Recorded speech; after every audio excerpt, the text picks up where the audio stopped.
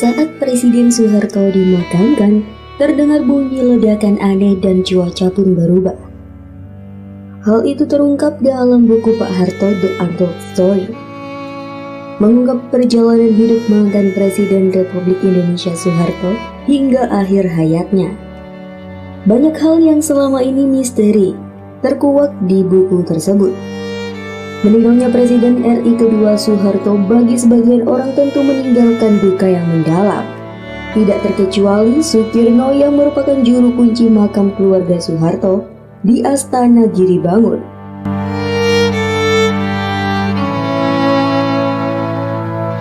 Sebelum melanjutkan ke videonya, jangan lupa untuk selalu klik tombol like dan subscribe ya.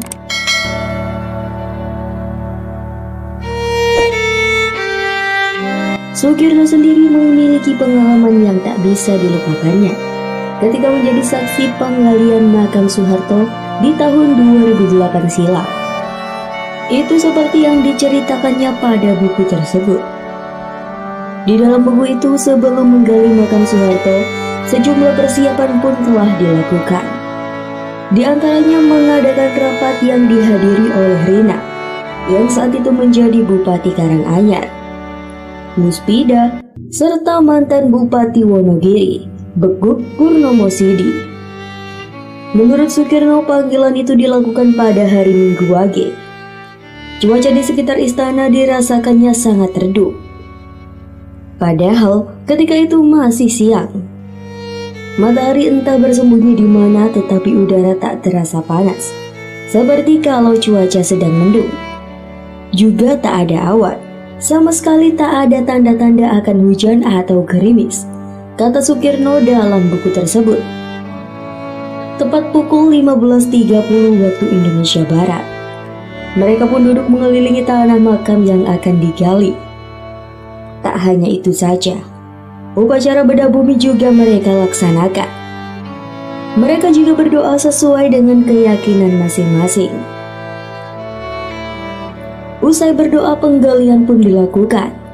Awalnya tak ada yang aneh pada penggalian makam tersebut.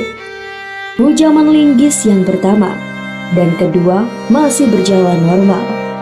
Namun pada hujaman yang ketiga tiba-tiba terdengar suara ledakan yang sangat keras. Terdengarnya suara ledakan itu membuat mereka saling berpandangan. Mereka juga berusaha menerka dari mana asal suara keras tersebut. Bukan seperti bunyi petir. Lebih mirip dengan kalau sebuah bom besar meledak di atas cungkup Astana Giribangun. Dan kami semua pun terdiam, karena kenyataannya tidak ada yang porak-poranda, sambung Sukirno. Selain itu, seusai peristiwa ledakan itu, sama sekali tak ada benda yang bergeser dari tempatnya sebagai akibat bunyi ledakan keras tersebut. Alhamdulillah, ini mengisyaratkan bahwa Pak Harto benar-benar orang besar. Bumi mengisyaratkan penerimaannya terhadap jenazah beliau, ucap Beguk menengahi keheningan. Selanjutnya, penggalian itu dilakukan Sukirno dengan hati yang sedih. Dalam sejarah Indonesia, Soeharto bisa dicatat sebagai seseorang yang menjadi presiden terlama. Sebab Soeharto berkuasa di Indonesia selama 32 tahun. Namun, kekuasaan Soeharto jatuh pada tahun 1998, yaitu setelah munculnya krisis ekonomi yang terjadi di Indonesia. Bulan Mei 1998 pun akhirnya memiliki catatan penting bagi perjalanan bangsa Indonesia.